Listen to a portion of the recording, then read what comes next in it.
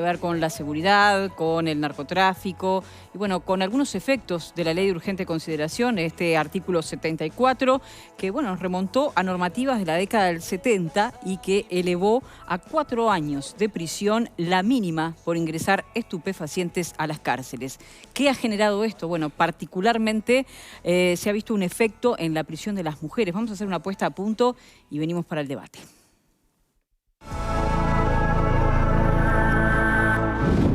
Según datos del Ministerio del Interior que publica el semanario Búsqueda, 2022 terminó con 1.039 mujeres en cárceles del Instituto Nacional de Rehabilitación. En 2017 eran 466 y la cifra registra un crecimiento constante en los años siguientes. En este contexto, se construirá una cárcel en Punta de Rieles con 800 plazas para trasladar a las reclusas de centros penitenciarios capitalinos que registran más internas que plazas disponibles. El costo estimado del proyecto es $29 millones y la modalidad será participación público-privada. Al concluir el año pasado, los senadores colorados Carmen Sanguinetti, Raúl Valle y Pablo Lanz presentaron un proyecto para modificar un artículo de la Ley de Urgente Consideración que aumentó a 4 años la pena mínima a quienes ingresen o intenten vender droga en cárceles o cerca, entre otros lugares. Búsqueda informa que en 2022, 57 mujeres fueron formalizadas por incautaciones de estupefacientes luego de ser detenidas en los controles de visitas penitenciarias.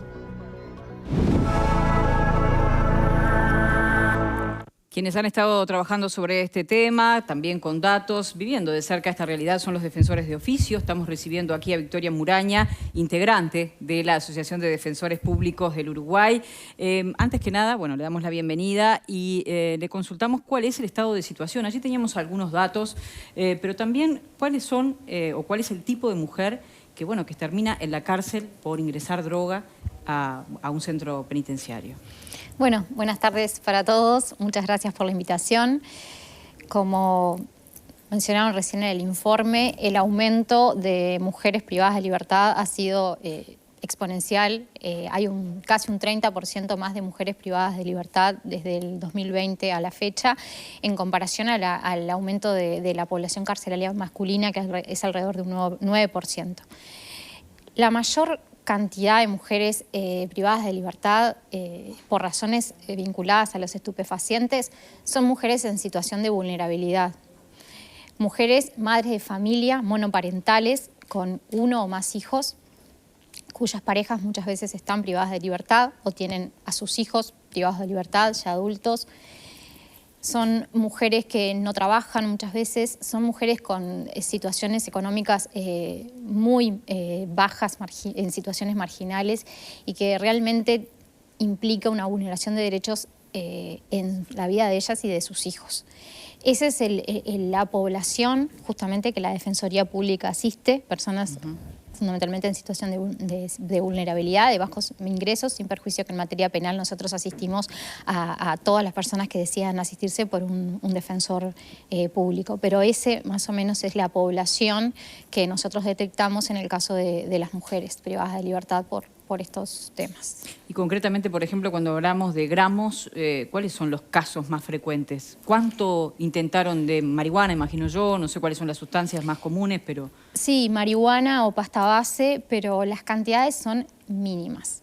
¿Qué queremos decir con mínimas? Estamos hablando desde 27 gramos, 50 gramos, 80 gramos. No estamos hablando de un cuarto kilo, estamos hablando de gramos. Muchas veces es marihuana y eso es lo que a nosotros a veces nos rompe la cabeza, en el sentido necesitamos una solución. Entendemos también la pasta base son gramos, es un pedacito de una piedra. Me van a decir sí, pero es narcotráfico, me pueden decir, me lo pueden cuestionar, pero hay algo que nosotros no nos tenemos que olvidar, que es qué se protege en los delitos vinculados a los estupefacientes. ¿Cuál es el bien jurídico tutelado? Porque en todos los delitos hay un bien jurídico que se está agrediendo. En la propiedad, sea la propiedad en los delitos contra la propiedad, en el caso de los estupefacientes, ¿cuál es? Es la salud pública. Si yo tengo 50 gramos de marihuana, ¿estoy agrediendo la salud pública? ¿Yo soy libre de consumir? Sí, la ley de marihuana, que se aprobó vamos a decirlo así, en palabras coloquiales, en 2013, que regula la tenencia, el consumo, el cultivo, prevé que es legal hasta 40 gramos para consumo personal. Que eso es una posición que, bueno, se puede discutir, que en realidad el consumo de 40 gramos se fija en eso, pero si yo tengo una planta y tengo mi cosecha y me da más de 40 gramos, lo saqué de la planta. Que el caso, por ejemplo, que no esté registrada, ¿es un delito? No, es un problema administrativo, me tengo que registrar. Entonces, si yo tengo una cantidad que en la calle a mí no me va a pasar absolutamente nada porque es para mi consumo, el hecho de pasar un portón implica que yo voy a tener que enfrentar una condena posiblemente de 4 años, porque esa es la mínima que se prevé para ese delito. Entonces, es delito en la medida que paso ese portón.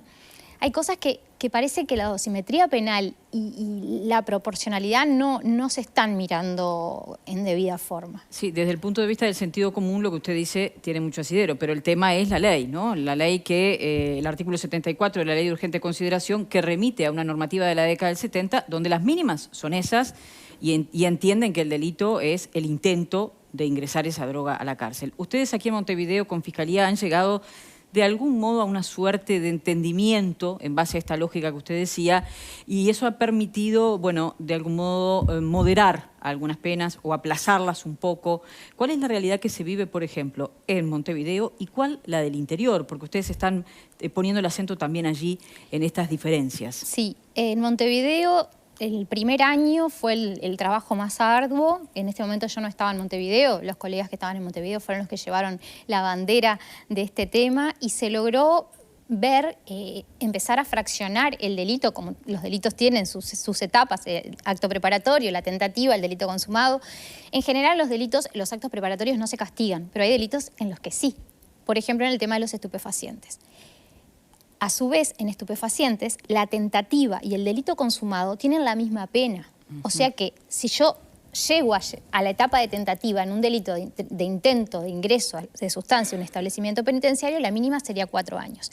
Hay que ver en qué etapa está. Entonces, si no llegaron a ingresar y vemos que es un acto preparatorio, hemos logrado acuerdos con las fiscalías que implican 16 meses de prisión. No hay otra alternativa. Siempre hablamos de prisión. Sí. En el caso de estupefacientes no hay alternativa que no sea la privación de libertad. Entonces, eso es lo que se ha logrado acá en Montevideo. En el interior, ¿qué pasa? Hay que ver que son menos los casos que se detectan. Entonces, también hay una cuestión de independencia técnica de los fiscales, porque hay que ver que el fiscal acceda en un acuerdo de proceso abreviado y entienda que estamos en una etapa de acto preparatorio, porque puede ser que no, incluso en Montevideo puede entenderse que no. Sí, sí. Bueno, y en el interior sin que nadie se sienta agraviado en el interior, porque estamos separando, porque sabemos que los defensores lo pelean, lo intentan, pero sabemos que hay casos en que no se ha logrado y la mínima son 4 años. Entonces, cuando te llega esa información, es como que te viene esa impotencia de no saber qué hacer, porque a su vez, en esos 4 años no hay derecho a redención por trabajo y estudio. La Ley de Urgente Consideración así lo previó. Entonces, tenemos un panorama excesivo, es decir, por una cantidad que es mínima. Siempre se hace la misma comparación que seguramente la saben y lo han escuchado. La mínima por un homicidio simple son 2 años. Entonces, el ingreso de estas sustancias, que incluso en España, por ejemplo, está previsto que se pueda brindar, por ejemplo, se pueda llegar a entregar a las personas privadas de libertad marihuana, por una cuestión también de que la ansiedad, el control de la persona que consume, en el caso de marihuana, no estamos hablando de drogas duras. Entonces, es algo complaciente del parte de un familiar. Vamos a suponer, puede ser una madre, una esposa, son sí, una variedad de situaciones. Cuando se le lleva tabaco. Sí, es como si se le lleva tabaco. En otros países, dice usted, en España, por ejemplo. Sí, por ejemplo. Acá también, pero digo, en el caso de la marihuana, por ejemplo, sí. hay lugares que no se castigan como acá. Entonces, nosotros vemos y decimos, realmente no parece lógico. Claramente, la intención legislativa no fue penalizar, así lo queremos creer, estas pequeñas cantidades, sino los grandes ingresos, porque lógicamente las incautaciones de drogas que se puedan dar en los establecimientos carcelarios no son por este ingreso. Y de eso estamos todos de acuerdo. Bien, nos vamos al panel. Marta, vos que conoces el sistema carcelario, que has trabajado en eso, ¿cómo ves esta normativa y esta realidad? Hay un aumento importante de la población reclusa femenina y yo siempre digo lo mismo, las que visitan a los presos son las madres, las hermanas, las tías. Es muy difícil que vaya otro familiar que no sean mujeres. Y es normal que si tú tenés un familiar preso que tiene dos opciones, o incurre en deudas por consumo dentro de la cárcel con todo lo que eso conlleva, o termina pidiéndole al familiar femenino que está afuera que se lo lleve. Yo no sé si la intención, quiero pensar lo mismo que la doctora, que la intención fue penalizar los ingresos masivos de droga, que generaría todo un problema distinto, pero la verdad es que quedó esta situación como muy difícil de resolver. Entonces me parece muy injusto que en Montevideo tenga un tratamiento que puedan haber llegado de alguna forma a generalizar actos preparatorios y en el interior se los castigue con toda dureza. Entonces parecería que tampoco es muy justo que vos tengas una situación, si sos atrapada en la zona metropolitana y otra en el interior. La verdad que no es nada envidiable la tarea de ellos, o sea... Realmente espero que esto se corrija porque sí es injusto, sí hay un aumento considerable de la población femenina y nos estamos olvidando de los niños, que hoy hablábamos del tema de los niños, las madres con los niños en las cárceles es un problema porque vos ves en los chiquitos lo que es el estrés carcelario. Entonces encontrar niños pequeños con estrés carcelario es una cosa que no está buena por la semillita que deja. ¿Por este tipo de situación se ha dado ingreso de niños al sistema carcelario? Sí, las recomendaciones de las Naciones Unidas para el caso de madres con niños en los sistemas penitenciarios, hay ciertas recomendaciones que si bien son recomendaciones, pero son de las Naciones Unidas, o sea que nuestro país claramente las sigue. Tienen un elenco de posibilidades de alternativas para que las mujeres con niños a cargo no ingresen a los establecimientos penitenciarios. ¿Por qué? Porque acá lo que se pone de relieve, y como lo decía Marta recién, justamente es el interés superior del menor, el niño. Cuando estamos ante estos debates que se generan, nosotros si tenemos un niño, el niño tiene que pasar a estar en la cabeza del problema. Y acá tenemos madres que ingresan a los establecimientos penitenciarios con los niños solo hasta los 4 años y con un niño. Si tienen más niños no van a poder ingresar. O de lo contrario, pueden quedar con algún referente familiar o, si no lo tienen, en INAO. Entonces tenemos niños presos, con lo que implica, con cárceles que no están preparadas para recibir niños. Hay que reconocer también, haciendo un paréntesis, que la unidad 9 es donde están las madres con niños y es ejemplar todo el trabajo que se hace con los niños, con las madres, todo el personal. Es una esperanza que se ve ahí, pero niños presos tienen el en cualquier estrés contexto de un niño que está privado de libertad, que no tiene sus espacios para compartir con sus pares, con todo lo que implica. Entonces, esas situaciones son las que más preocupan y que hacen que pongamos el ojo en ese gran problema que a veces no se ve y que es la base. Perdón, con un detalle. La droga a la cárcel no entra solo por el familiar femenino. O sea, hay droga en la cárcel y a mí me gustaría que averiguaran de dónde sale, porque no es solamente de estas pequeñas incautaciones que se realizan. Y esa es la que hay que atacar, no esta otra. Con toda la dureza, ¿no? Fernando. Bueno, yo lo primero que me gustaría decir es que estamos hablando de cárceles. Estamos hablando de cárceles. Entonces, no es droga en un boliche o alguien que lleva. Estamos hablando de cárcel. Se supone que ahí reside una población que cometió, que delinquió y está siendo castigada. O sea, están castigados. Están castigados, para empezar. Que esto no quiere decir que estén en buenas condiciones. Yo creo que debería mejorar las condiciones, la rehabilitación, todo eso. Pero están castigados. O sea, no celulares, no armas, no droga, no nada. No nada. No debería entrar nada. Entonces, si entra, debe ser castigado. Yo parto de esa base. Capaz que los 4 años es discutible, es mucho, pero debe ser castigado. Si alguien lleva cosas a un lugar donde hay gente que está recluida por haber delinquido, no le puede llevar cosas que están prohibidas, porque está delinquiendo. Entonces el delincuente se alimenta de otro que delinque afuera porque está entrando cosas que es ilegal entrarlas. Entonces están todos delinquiendo. La cárcel menos no sirve para nada, porque no solo alimenta, pero además yo creo que las drogas adentro, porque esto me lo han dicho más de una vez, me podrán decir si sí o si no, las drogas adentro de la cárcel valen 5, 6, 7 veces más que afuera. Alguien ingresa 50 gramos, 100 gramos, y esos 50 gramos que afuera costaron X, adentro valen X por 5, por 6. Es decir, le da a quien está recluido en la cárcel también, no solo eventualmente para consumo propio, sino para tomar una posición de poder o para hacer un mango o para cambiar por alguna otra cosa dentro de la cárcel. Es decir, eso genera un tráfico interno de droga, porque vendo, me entraron esto, te vendo lo otro, genera posiciones de poder al que le llevan más, seguramente va a tener más poder porque va a poder distribuir más, genera distorsiones en el funcionamiento carcelario, o sea, no es gratuito que entre droga. Y si alguien sabe las reglas y las incumple, debe ser castigado. Capaz que 4 años, capaz que no, pero debe ser castigado, hombre, mujer o lo que sea, debe ser castigado, porque si no, es el tema del relativismo. Y bueno, pobres mujeres son vulnerables, entonces las dejamos pasar y que delincan. Y no pueden, no debe haber droga adentro, no debe haber armas, no debe haber celulares y no puede haber gente que lleve droga. Esa para mí es la base, absolutamente. Lo otro, si son 4 años o no, es una discusión que no es para mí, me parece un poco excesivo si alguien entra a 27 gramos, como dijiste, que le den 4 años. Pero sí tiene que tener un castigo.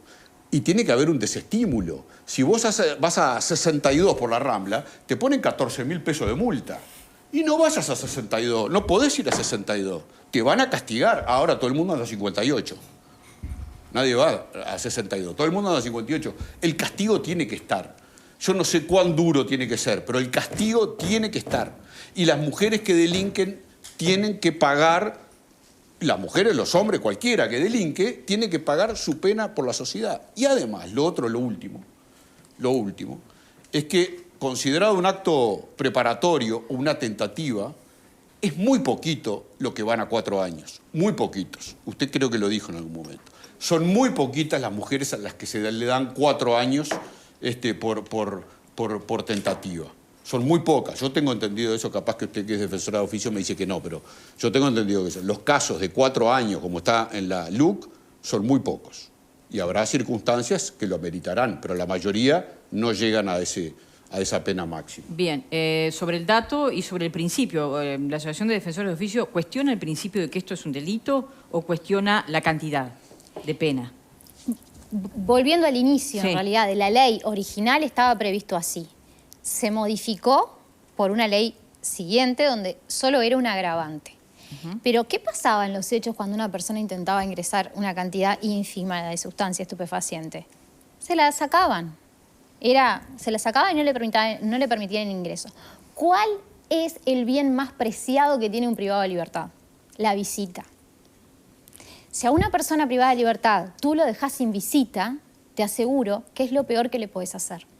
Entonces, a ese límite que estoy manifestando, si una persona está intentando ingresar sustancias para determinada persona, esa persona no se le tiene que, por ejemplo, no permitírsele ingresar por cierto tiempo al establecimiento. Creo que más que ejemplo... Claro, pero allí se está castigando a la persona que está ingresando o al que está Bueno, dentro. porque puede ser una mujer que está ingresando pero no va a decir a quién ingresa, porque después se puede penalizar a la persona que se le solicitó, que a veces no pasa, pero puede pasar. Entonces quiero decir, esa persona va a ver a alguien, vamos a suponer que dice una persona, pero al final no era esa persona. Bueno, esa persona que iba a ingresar esa droga, que no pueda ingresar por cierto tiempo.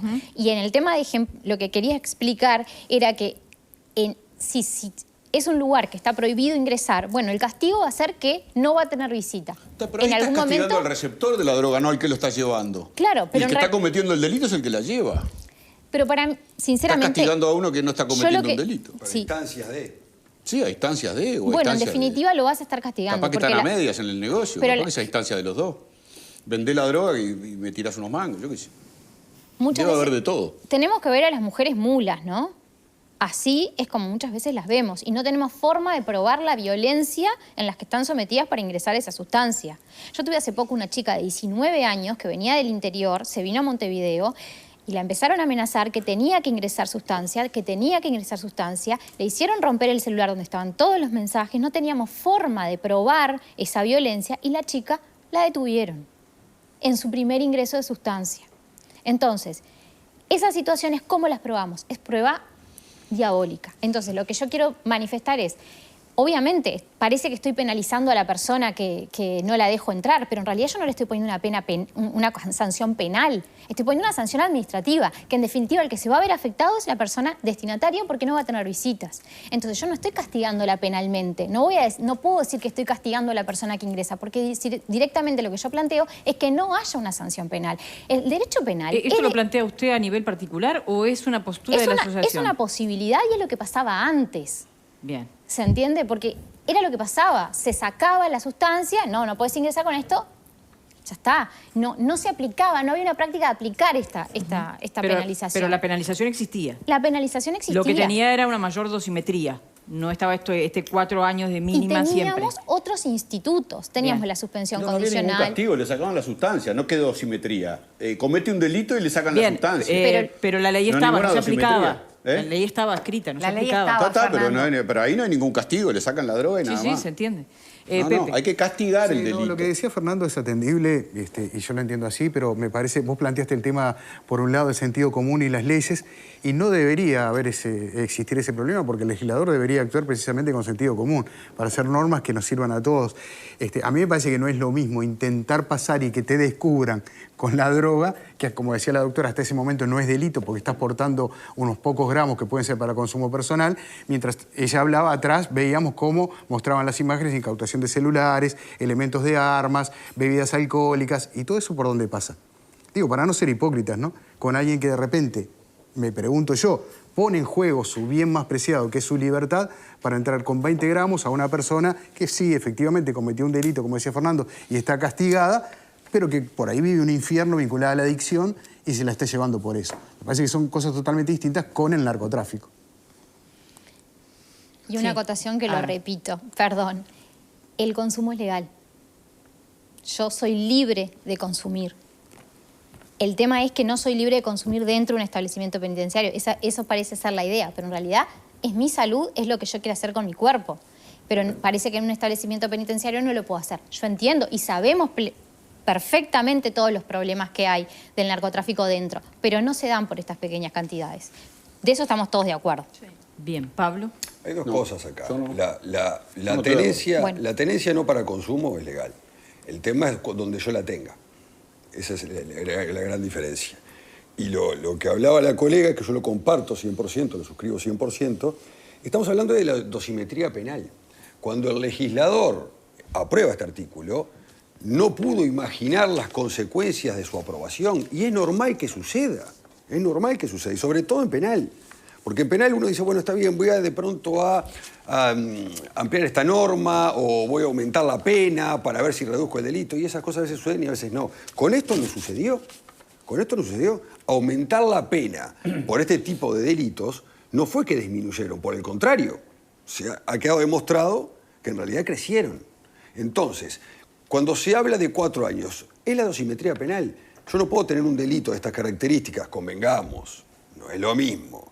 Una persona que lleva 30 gramos de marihuana y quiere ingresarlas a un establecimiento penal, que de pronto viene con una mochila con 4 ladrillos. Son cosas bien diferentes. Pero el 99% de los casos son los primeros.